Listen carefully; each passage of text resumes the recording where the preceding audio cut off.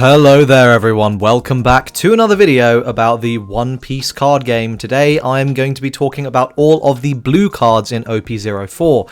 If you are seeing this on my Patreon, thank you so much for your support. I hope you're enjoying the guides and my tier list. If you're not, if you're seeing this on YouTube, all of these analyses are up on my Patreon right now. Go check it out. You can get access to all of them, plus my tier list for OP04. If you go back and look at my historical tier list predictions, I've been pretty right, so, you know, give me a fiver. Anyway, let's go ahead and jump into this, with a note that if you are watching these on YouTube, please do hit that subscribe button, because these will be coming out regularly from here on out.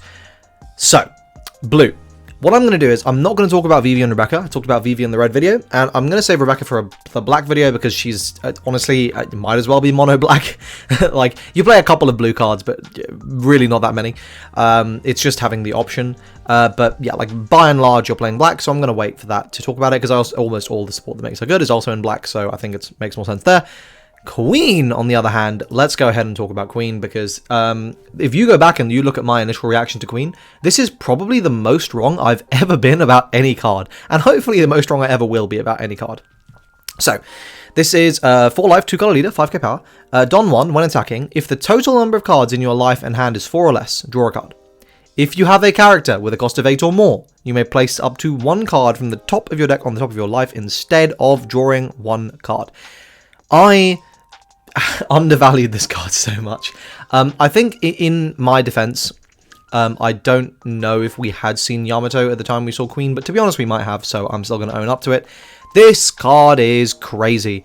You can very easily jump up 2 or even 3 life in a single turn because of this card. 3's kind of impossible, actually. 2 life. You can very easily and very consistently just heal 2 in a turn. Due to 8 cost Katakuri and 9 cost Yamato just giving you a life, and then you slap whatever Don you got left onto the Queen and throw an attack in and you heal up.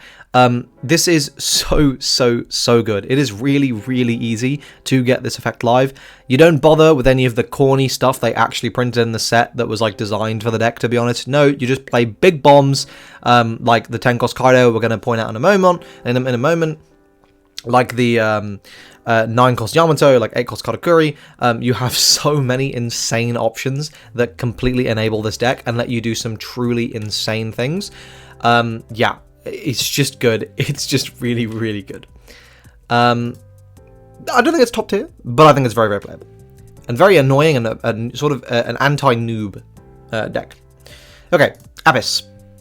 This is a 1 cost 2k counter, East Blue traded. On play, you may trash 2 cards in your hand, look it up to 5 cards on top of your deck, reveal up to 1 East Blue type, add it to your hand, place the remaining cards in the bottom of your deck in any order.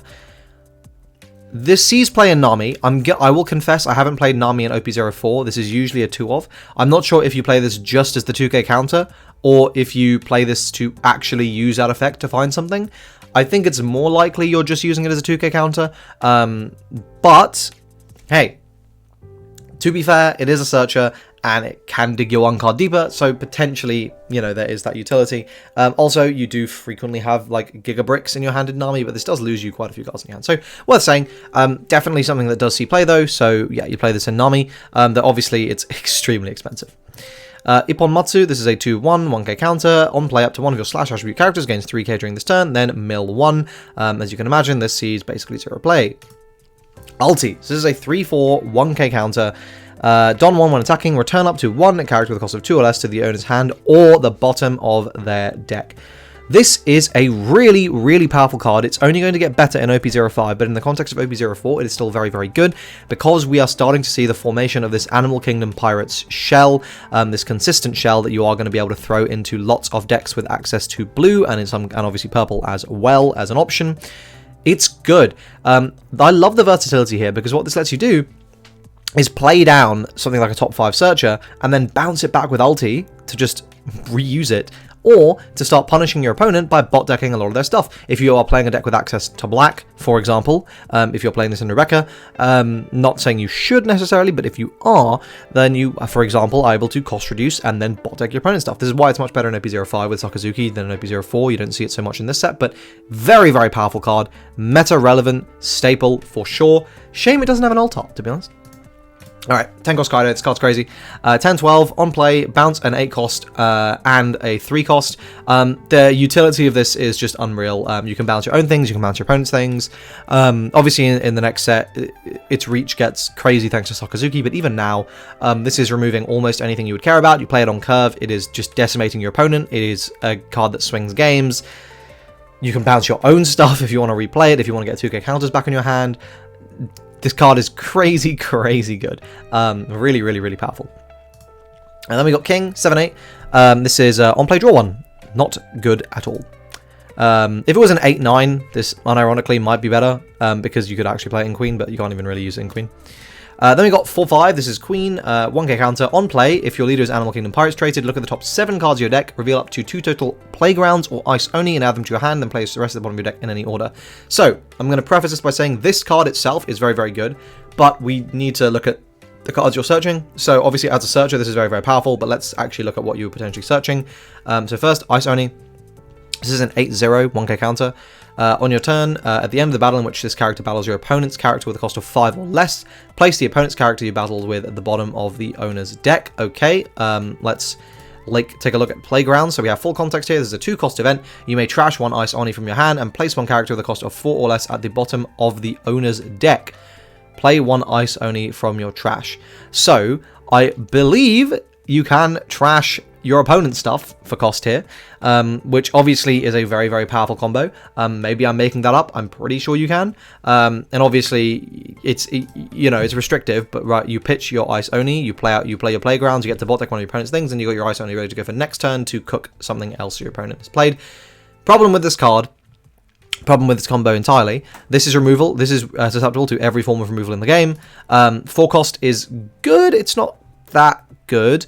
You are fundamentally you are going to be weak to decks that are playing a higher curve, which is a good portion of the meta.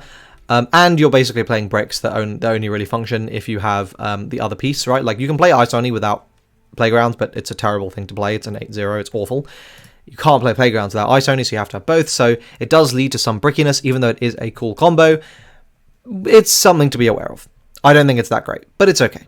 Sasaki, this is a 3-4, 2k counter, Animal Kingdom Pirates traded. On play, shuffle your hand back into your deck, and then draw equal to the number of cards you send back. So this is reload on stick, basically.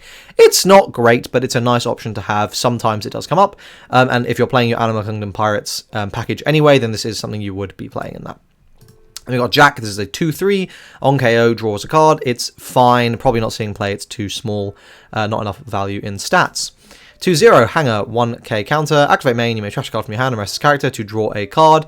If this didn't have just one of those restrictions, right, like if it was just rest to draw, or if it was, discard and draw and you didn't have to rest it, this would probably be worth playing in Nami, but as it is, it's not going to see play in Nami, and if it's not seeing play in Nami, it's not bloody seeing play anywhere. Okay, who's who? This is your top 5 searcher for Animal Kingdom Pirates. This is a crazy good card. This is going to enable a huge number of blue decks to start playing Animal Kingdom Pirates, giving you that consistency. This is the kind of searcher that you want. I think this is the first one outside red that is actually a red equivalent, so hey, that's pretty good. Obviously a staple if you're playing Animal Kingdom Pirates. Black Maria, this is a 3-3, 1k counter, activate main, pay 2 and rest his character, draw a card, and the trigger plays it. I think it's far too expensive for what you're getting there. Maybe will be usable in an infinite loop someday. 4-6, page 1, Don 1, once per turn. When you activate an event, draw a card, then place 1 card from your hand at the bottom of your deck. I can see use for this in Blurple Crocodile, and that's it.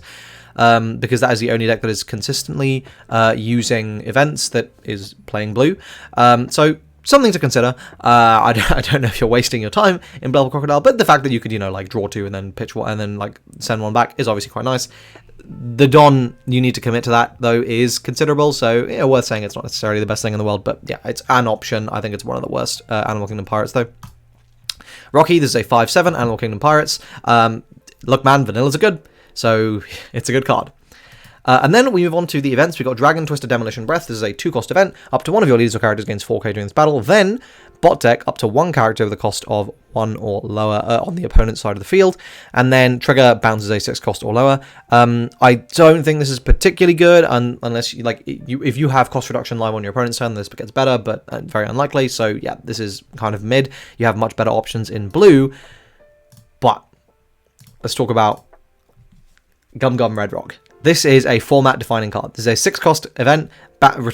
Return any character to the bottom of its own owner's deck, and then the trigger does the same just for 4 cost or lower.